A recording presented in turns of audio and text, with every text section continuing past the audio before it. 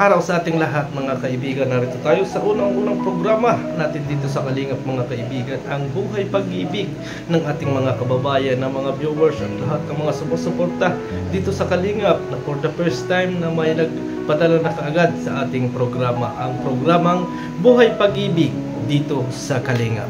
At ang unang-unang sender natin ay tatawagin natin sa pangalang Ken, dahil naguguluhan siya sa kanyang pag-ibig mula pa noong una at hanggang sa ngayon mga kaibigan, mga kalingap. So, pakinggan natin ang kanyang hinaing at ang kanyang mga nangyari sa kanyang buhay pag-ibig mga kaibigan, mga kalingap.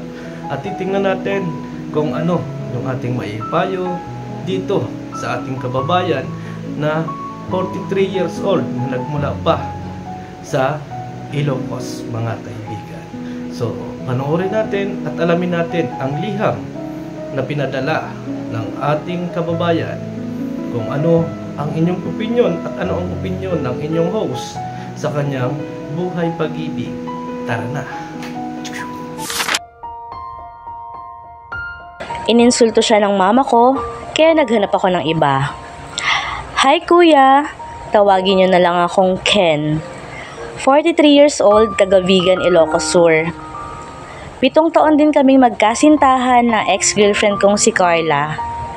Isa siya sa pinakamabait at pinakamatatag na babaeng nakilala ko.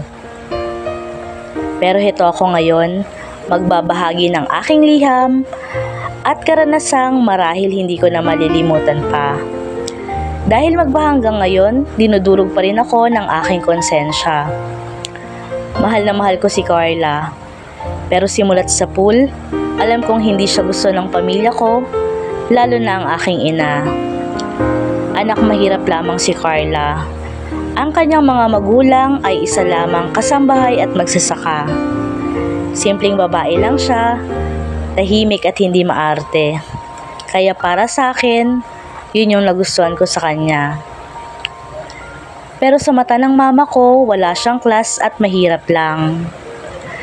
Simula pa lang ramdam ko na yung pagtrato ng aking ina sa kanya. Sa mga birthdays, lagi siyang may pahaging na nakakainsultong salita. Ken, hindi ba dapat mas may class yung girlfriend mo? Yung tipong bagay naman sa corporate life natin. O kaya, ay Carla, diyan ka ba nag-aral? Hindi ko pa kasi naririnig yung school na yan.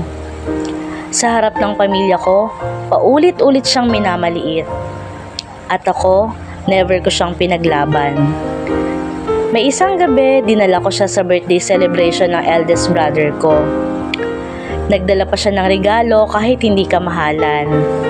Pero sa harap ng lahat, tinanong siya ng mama ko, ano ba talagang kaya mong i-offer sa anak ko? Paano mo siya mabibigyan ng magandang buhay kung kasambahay ang nanay mo at magsasaka lang ang tatay mo? Nakita ko ang mga nangingilid na luha sa mata ni Carla na hindi ko makakalimutan. Gusto kong magsalita, gusto kong ipagtanggol siya, pero natakot ako. Natakot akong kontrahin si mama dahil mama ko pa rin siya. Pag-uwi namin, umiyak siya sa harap ko. Sabi niya, Ken, ano ba? Hanggang kailan ko kakayanin to? Hanggang kailan ako magiging biro at insulto sa harap ng pamilya mo? Masakit kasi hindi mo man lang ako ipinaglaban. 7 taon na tayo. Hindi ako makatingin sa kanya. Alam kong tama siya, pero duwag ako. Pinili kong manahimik at umasa na magbabago rin si mama. Pero hindi nangyari yon. Dumating sa punto na naghanap ako ng iba. Nablin ako si Carla sa lahat-lahat kahit alam kong wala naman siyang ginagawang masama. Ngayon, may asawa na ako at 2 anak. Mabait din naman siya at tanggap ng pamilya ko. Pero sa bawat tawanan namin, sa bawat yakap, laging may kirot sa dibdib ko. Kasi kahit anong pilit ko, hindi ko kayang kalimutan ang pagmamahal ko kay Carla. Kahit may asawa na ako, siya pa rin ang laman ng puso ko. Sabi nila kung mahal mo ipaglaban mo. Pero ako, Pinili kong tumahimik, pinili kong hindi kumontra sa mama ko. At dahil doon, nawala yung babaeng tunay kong mahal. Ngayon, gabi-gabi, iniisip ko, kung ay pinaglaban ko ba siya noon, kasama ko pa rin ba siya hanggang ngayon? Siguro huli na para itanong pa yan. Ako ang mismong dahilan kung bakit nawala si Carla sa buhay ko. At kahit may asawa na ako, ang totoo, si Carla pa rin ang mahal ko. At siya na siguro ang pinakamalaking pagkakamaling nagawa ko. Nalaman ko kamakailan na isa na siyang guro. Gusto ko siyang bisitahin ng palihim dahil miss na miss ko na siya. Carla, kung sakaling maririnig mo ito, sana maramdaman mo na hanggang ngayon, ikaw pa rin ang pinakamahalagang tao sa buhay ko. Oo, may asawa na ako at meron na ring mga anak. Pero kahit anong gawin ko, kahit ilang taon na ang lumipas, hindi nawawala yung pangalan mo sa puso ko. Carla, I miss you. Miss na kita. At kahit hindi na tayo pwede, hindi magbabago ang totoo. Ikaw ang pinakamalaking what if ng buhay ko. Kung sakaling marinig mo ito, sana malaman mo lang na kahit saan ako dalhin ng buhay, ikaw pa rin ang huling pangalan na babanggitin ng puso ko bago ako pumikit. Mahal na mahal pa rin kita, Carla. Sana balang araw mapatawad mo ako. Lubos na nagmamahal, Ken. Ating sagot, mga kaibigan, sa nagpadala ng liham sa atin na walang iba kung hindi si Ken. Ito paalala mo na, mga kaibigan, lalo na sa mga susunod na magpapadala sa ating liham. Pangalanan nyo, tayo, o magbigay kayo ng pangalan natin. Tawagin ninyo siguro ako na Kuya Berador o Kalingap Berador o pagkikilanlan sa atin, mga kaibigan. Kasi para naman sa ganon, malaman nila na talagang liham kayo dito sa ating bagong programa, mga kaibigan. Ito ang unang broadcast natin sa ating programa, kaya inaccept natin itong ganito na walang pangalan natin or parang ginawa-gawa lang natin yung istorya. So inaccept natin to. First time na ganito at first time din ang programa natin, mga kaibigan. So ito na po ang ating opinion dahil sa kanyang pag-ibig na sinasabi niya na tunay na pag-ibig sa buhay niya. Ang ano natin dito, mga kaibigan, at ang opinion natin dito sa kanyang ipinadalang liham ay huwag kang masasaktan sa akin din. Kasi masasabi ako ng pawang katotohanan at saloobin ko sa mga isinalaysay mo sa iyong liham. Kasi nakita mo ang iyong pagkukulang sa taong iyong minahal. Nakita mo at nalaman mo kung ano ang ipinakita ng magulang mo sa iyo. At sinabi mo nga sa iyong liham na isa siyang anak mahirap, na never mo siyang ipinagtanggol sa iyong magulang. Ibig sabihin, doon sa punto na yun, mga kaibigan, ikaw ay walang paninindigan sa kanyang pagmamahal. Hindi mo mahal si Carla. Or nadala ka lang ng init ng katawan. Pero ang nakakapagtaka, 7 years na hindi mo siya kayang ipaglaban. At hanggang ngayon nga, na sinasabi mo na ikaw ay may asawa at anak, ay hindi mo pa rin nakakalimutan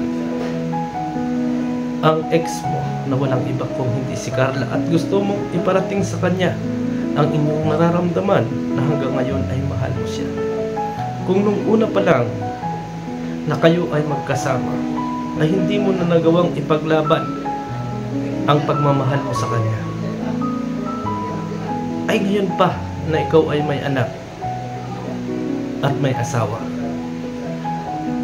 maiipaglaban mo pa ba ang sinayang mong pagmamahal na sinasabi mo na kahit saan ka makarating at kahit saan ka mapunta, isang pangalan lang ang sasambit mo? Dito sa unang liham mo, Ken, ito yung masasabi ko.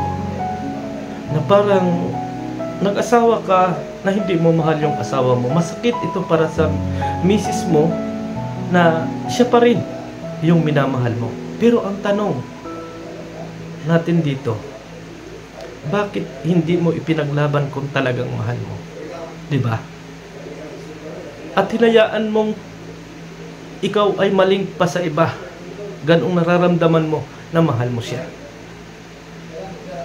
Tayo maging dito mga kaibigan sa unang sender natin. Hindi tayo sa nagagalit, pero ang katotohanan ay hindi mo ipinaglaban yung sinasabi mong pagmamahal. At sa ngayon nga, kaya sumulat ka sa atin, sa ating programa, dahil gusto mong iparating kay Carla na siya pa rin ang iyong mahal. Paano ka patatawarin ni Carla kung hindi ka nag-a-approach at nagpapaliwanag sa kanya? Pero huli na ang lahat. Nasabi mo na, huli na ang lahat. Huli na ang lahat. Doon sa mga nagawa mo at sa mga gagawin. Huli na. Huli na. Kaya, ang maipayo ko sa iyo, Kuya Ken, mabuon ka na, panindigan mo ang asawa at anak mo sa ngayong panahon. Huwag mo nang disturbuhin si Carla. Kasi overlate na yung iyong ginagawa.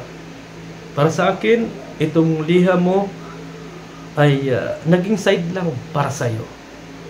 At gusto mong iparating doon sa taong minahal mo o yung ex mo na mahal mo pa rin siya. Ibig sabihin, may intention ka pa rin sa kanya.